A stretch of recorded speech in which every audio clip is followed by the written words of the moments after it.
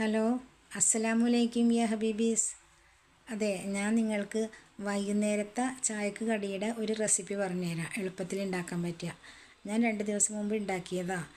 അപ്പോൾ എനിക്ക് നല്ല ഇഷ്ടപ്പെട്ട്, എൻ്റെ മോനിക്കും നല്ല ഇഷ്ടപ്പെട്ട്. ഞാൻ വീട്ടിൽ ഒറ്റയ്ക്ക് ഉണ്ടാവുള്ളൂ മിക്കപ്പോഴും. അതാണ് ഞാൻ വീഡിയോ ഒന്നും ചെയ്യാൻ പറ്റണില്ല. കാരണം വെച്ചാൽ ഫുഡ് ഉണ്ടാക്കുന്ന വീഡിയോ ഒന്നും ചെയ്യാൻ പറ്റില്ല. കാരണം ഞാൻ ഇടയ്ക്കൊക്കെ ഫുഡ് ഉണ്ടാക്കാറുള്ളൂ. അപ്പോൾ അതിൻ്റെ ഫുഡിൻ്റെ വീഡിയോ ചെയ്യാൻ പറ്റില്ല. കാരണം ഞാൻ ഒറ്റയ്ക്കല്ലേ ഉള്ളൂ, അതുകൊണ്ടാണ്. അപ്പോൾ ഞാനിപ്പോൾ വൈകുന്നേരത്തെ ഒരു ചായക്കടിയുടെ റെസിപ്പി പറയാം. അത് 2 കപ്പ് ഗോതമ്പ് മാവ് എടുക്കുക. ആശീർവാദിൻ്റെ 2 കപ്പ് ഗോതമ്പ് മാവ്, 200 ഗ്രാം വീതം വരുന്ന 2 കപ്പ്, 2 കപ്പിൽ കൂടി 400 ഗ്രാം വരുന്ന 2 കപ്പ് ഗോതമ്പ് പൊടി എടുക്കുക.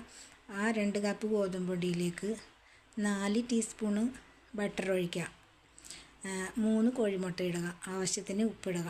എന്നിട്ട് മിക്സിയുടെ ജാറിലേക്ക് 4 കപ്പ് വെള്ളം ഒഴിച്ച് അടിക്കുക.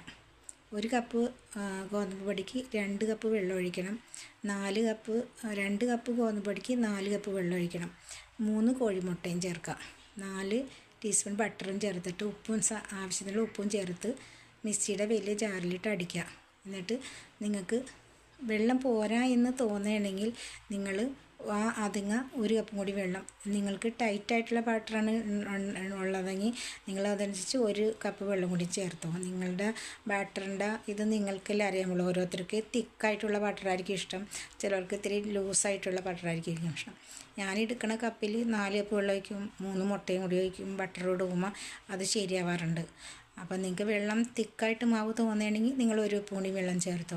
എന്നിട്ട് അത് ഒരു ബൗളിലേക്ക് മാറ്റുക. അതിനുശേഷം നിങ്ങൾ 2 ഏത്തപ്പഴം, പഴുത്ത ഏത്തപ്പഴം, 2 ക്യാരറ്റും കൂടി ഗ്രേറ്റ് ചെയ്തിട്ട് നെയ്യിൽ വാട്ടിയെടുക്കണം. എന്നിട്ട് 1 മുറി തേങ്ങ അതും ചിരവി നെയ്യിൽ വഴറ്റിയെടുക്കണം. ഇത് 3ഉം കൂടി മിക്സ് ചെയ്തിട്ട് ഒരു ബൗളിൽ വയ്ക്കുക. മിക്സ് ചെയ്ത് വെക്കുക. നല്ല തേങ്ങ 1 മുറി. എന്നിട്ട് അതിനകത്തേക്ക് ഏലക്ക പൊടിച്ച് ചേർത്ത് അതും മാറ്റി വെക്കണം. പഞ്ചസാര ചേർക്കരുത് കേട്ടോ. പഞ്ചസാര ചേർത്താൽ ഏത്തപ്പഴത്തിൻ്റെയും ക്യാരറ്റിൻ്റെയും മധുരം നഷ്ടപ്പെടും, അതിൻ്റെ ഗുണവും നഷ്ടപ്പെടും. അപ്പോൾ പഞ്ചസാര ചേർക്കാതെ ഏത്തപ്പഴവും ക്യാരറ്റും തേങ്ങയും കൂടി നെയ്യിൽ വഴറ്റി ഒരു ബൗളിലേക്ക് മാറ്റി ഏലക്കയും പൊടിച്ച് ചേർത്തിട്ട് ഈ നൈസായിട്ട് ഈ ബാറ്റർ നോൺ സ്റ്റിക്ക് പാനിലോ ഫ്രൈ പാനിലോ നിങ്ങളൊഴിച്ച് നൈസായിട്ടുള്ള ദോശ ചുട്ടെടുക്കുക. ബട്ടർ ചേർത്ത് അടിക്കണം മാവിൽ, നെയ്യ് ചേർക്കരുത്, ബട്ടർ ചേർത്ത് അടിക്കണം. നെയ്യിൽ പഴവും ക്യാരറ്റും തേങ്ങയും നെയ്യിൽ വഴറ്റിയെടുക്കാം. അതിനകത്തേക്ക് ഏലക്ക പൊടിച്ച് മിക്സ് ചെയ്ത് വെക്കുക. എന്നിട്ട് നൈസായിട്ടുള്ള ദോശ ചുടുക. എന്നിട്ട് ഈ ദോശയുടെ ഉള്ളിലേക്ക് ഈ നമ്മൾ മാറ്റി വെച്ച പഴത്തിൻ്റെയും ക്യാരറ്റിൻ്റെയും തേങ്ങയുടെയും മിശ്രിതം ഉണ്ടല്ലോ, മിക്സ് ചെയ്ത് വെച്ചേക്കണം, അത് നമ്മൾ ഈ 2 ടീസ്പൂൺ ഇട്ട് വെച്ചിട്ട് ആ ദോശ റോൾ ചെയ്തെടുത്ത് മാറ്റി വെക്കാം, മീറ്റ് റോള് പോലെ. ഇത് നല്ല തിക്കായിട്ട് വെക്കണം കേട്ടോ.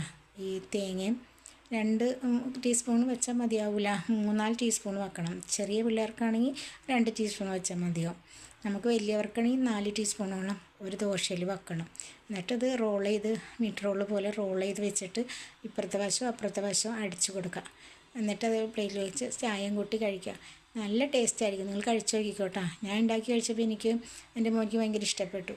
നിങ്ങൾക്ക് ആർക്കെങ്കിലും ഇത് ഉണ്ടാക്കിയിട്ട് ഇഷ്ടപ്പെടണമെങ്കിൽ ഒന്ന് കമൻറ്റ് ചെയ്യണേ, ലൈക്ക് ചെയ്യണേ, ഷെയർ ചെയ്യണം കേട്ടോ. സബ്സ്ക്രൈബ് ചെയ്തതിന് സഹായിക്കണേ. അസ്സലാമു അലൈക്കും വറഹ്മത്തുള്ളാഹി തആല വബറകാതുഹു.